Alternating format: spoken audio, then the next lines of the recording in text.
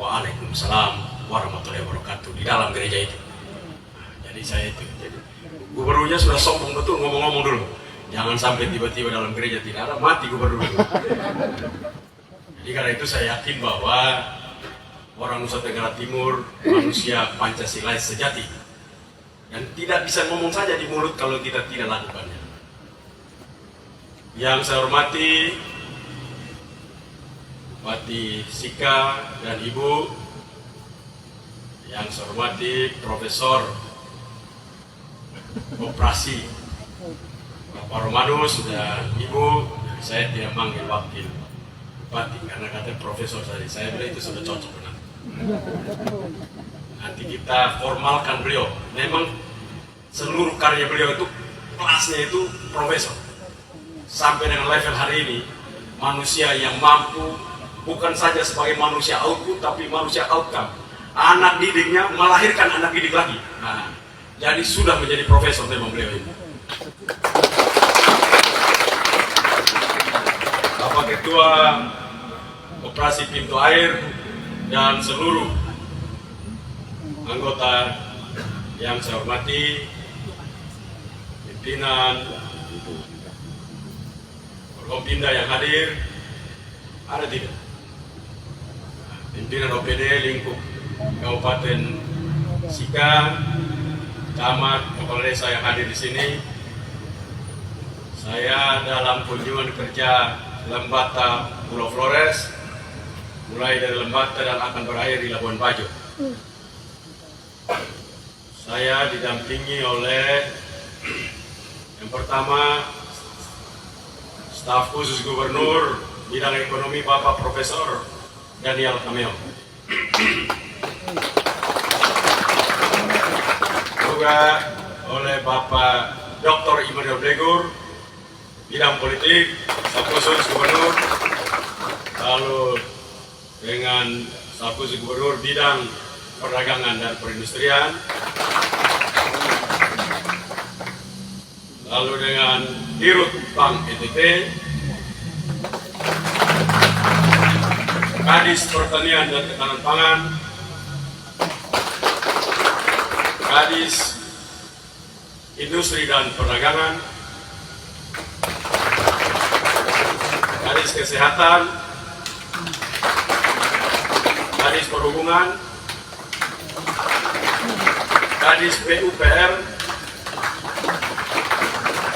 Kadis PMD, Kadis Pariwisata, Kadis Perikanan dan Kelautan, Kepala Biro Pimpinan dan Administrasi Pimpinan. Nah, lihat baik-baik. Anggota pintu air, lihat baik-baik mukanya. Itu yang bagi nyong-nyong yang belum kawin itu masih muda. Jadi langsung bisa langsung jadi bapak karo nanti. Tidak perlu berjuang sudah langsung bisa bapak karo langsung. Kawin beliau saja sudah bapak karo, itu bujang itu. Bukan bujang lapuk, masih gres. Lalu ada Kadis Koperasi dan Tenaga Kerja. Kalau ini sudah berat, jangan dengerin. Lalu ada penasihat spiritual Gubernur NTT. Ini orang dari Atambua. Ini Bapak Barto Padang. Ini orang Atambua. Orang dari Atambua ya. Nah, dia selalu bilang dia orang Belu. Oh, si kasih salah berarti. Nah, ini dulu beliau sempat bantu saya sesaat, lalu pensiun. Orang pensiun itu kalau kita tidak ajak lama-lama kena stroke. Karena itu saya ajak beliau supaya beliau semangat dalam kerja, tidak lolos dari ini. Supaya beliau semangat melihat NTT tidur di kampung-kampung. Malam ini kami tidur di Watu Neso. Jadi tidur di rumah masyarakat. Bagus itu.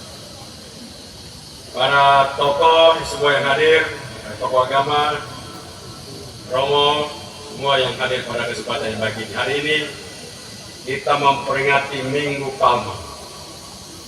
Banyak orang yang merayakan luar biasa bahwa Yesus dielulukan. Tapi ini sesuatu yang sangat kontradiktif. Coba kan kita baca baik-baik ya. Kontradiktif kenapa? Karena dielulukan zaman itu seseorang dielulukan pakai kereta kuda dan keren. Kuda-kudanya tuh besar-besar, bukan kuda stunting. Kuda yang luar biasa kokoh, ototnya luar biasa, menarik kereta kuda. Nah itu para raja naik di situ dan bangga betul. Tapi ini naiknya apa? Apa? Nah, keledai, binatang bodoh. Iya toh? Selalu orang ngomong, jangan engkau seperti keledai, teratur dalam batu yang sama dan masuk dalam lubang yang sama. Itu binatang bodoh. Pesan dari pemimpin kita, pesan dari Tuhan kita Yesus, bahwa aksesoris bagi seorang pemimpin tidak penting. Karena dia terhormat bukan aksesoris. Kehormatan dia ada pada pelayanan, bukan pada aksesoris. Jadi hari ini kita berada di tengah-tengah masyarakat Sika, di mana pintu air berkembang. Seperti tadi ketuanya sampaikan, pintu air melayani bukan memperpindah aksesoris, tapi memperbanyak deposit kebaikan bagi sesamanya. Banyak orang tidak memahami kekayaan. Orang bilang orang kaya itu orang punya uang. Uang itu cuma bagian kecil dari kekayaan. Dan uang bahkan akibat dari orang lain memiliki kekayaan lain. Jadi kalau orang itu kerja cari uang tidak bisa. Sampai mati tidak ada uang. Karena uang itu tidak bisa kerja cari. Uang itu datang, bukan cari. Kepada mereka yang mempunyai kekayaan, satu, kekayaan spiritual. Kekayaan spiritual itu bukan orang rajin berdoa atau orang rajin bergereja. Itu input-input saja. Ciri khas output manusia-manusia spiritual adalah dimanapun dia berada, dia memberikan motivasi dan harapan bagi orang-orang sekelilingnya. Itu manusia spiritual. Bukan manusia yang dimanapun berada berdoa terus sepanjang masa, berdoa terus. Tidak, itu input. Bagus input buat diri kita dalam membangun orang lain. Tapi ciri khas utama melihat seseorang, dia tidak pernah menyerah. Itu manusia-manusia spiritual. Never give up. I cannot stop when I'm tired. I stop when I'm done. Itu ciri khas manusia-manusia spiritual. Jadi bukan manusia yang kena masalah sedikit dia bilang, ini tidak bisa lagi. Nah itu bukan manusia spiritual. Dan oleh karenanya itu kekayaan pertama. Kedua, manusia intelektual itu kaya. Jadi kalau orang bodoh itu miskin, orang pintar pasti kaya. Itu kekayaan. Manusia yang mampu menganalisa gejala-gejala sosial dan gejala alam, lalu memutuskan langkah terbaik untuk mengatasi gejala-gejala itu dalam membangun kepentingan dirinya dan kepentingan orang lain. Jadi kalau sekolah itu bukan orang pintar. Ada orang dokter tapi otak tidak ada. Dia hanya tahu buku, tapi ditanya buku itu lanjut tidak tahu lagi. Makanya dia belajar buku, bukan belajar bagaimana input dari buku itu sebagai bagian untuk dia mampu melakukan di lapangan. Banyak orang yang hanya tahu buku, wah kalau baca buku itu dan ujung titik koma dia tahu. Tapi apakah bisa dilakukan? Ah itu tidak bisa. Itu ciri khas manusia yang begini. 1 tambah 1, jawabnya langsung 2. Pintar sekali orang. Pintar orang. Kenapa tidak 3? Ah itu dia tidak tahu. Karena dia hanya tahu sampai situ saja. Nah ini yang sekarang kita punya masalah serius.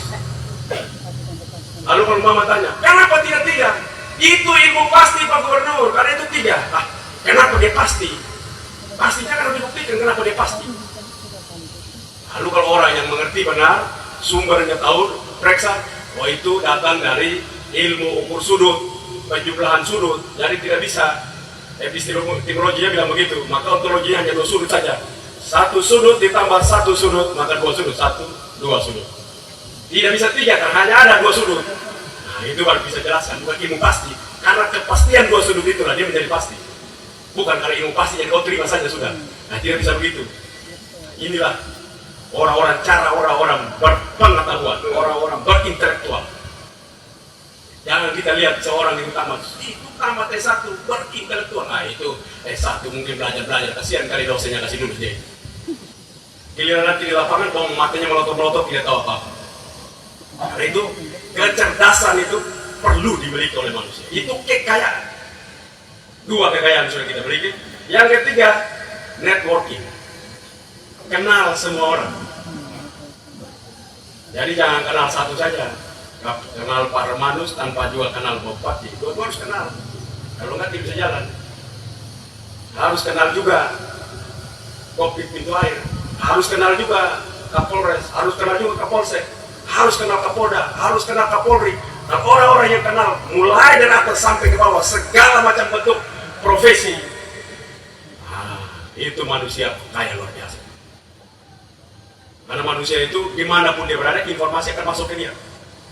Siapa memegang informasi terbaru, maka dia mampu memanage keadaan terbaru.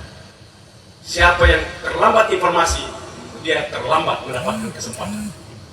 Jadi informasi itu begitu penting, dan informasi hanya bisa dapat kalau kita mempunyai networking terbaik. Karena itu jejaring sosial itu adalah kekayaan. Yang keempat itu sehat. Jangan bilang saya sehat, umur saya 22 tahun, jalan 5 kilo, napas seperti orang umur 89 tahun. Ajak lari gerak sedikit, jalan seperti keong bergerak. Tidak bisa orang begini, tidak bisa. Orang sehat, lari 10 kilo, ayo mari. Jalan kemana pun, ayo. Kerja 18 jam, 5 jam tidur, bangun kembali. Oh hebat. Tapi kalau tidur 18 jam, 5 jam kerja, ini mati. Ini mati kita. Kalau kita memiliki 4 ini, itu manusia unggul itu. Maka orang seperti ini tidak cari uang, uang cari dia. Jadi jangan bilang mau kerja cari uang, tapi kau hanya milik satu saja, tidak dapat. Kau keliling uang makin lari terus. Kejar sampai kau punya lidah dulu, tidak dapat, ada uang lari terus. Tapi kalau miliki 4 yang saya sebut ini, uang akan datang langsung. Uang cari orang seperti ini. Karena uang itu berbeda dengan air. Kalau air itu mengalir dari atas ke bawah, uang itu dari bawah ke atas. Makin bodoh orang, makin tidak kenal orang, makin sakit orang itu. Makin tidak ada pengharapan apa saja. Saya tidak kenal siapapun. Ayo itu mati. Ini mati manusia.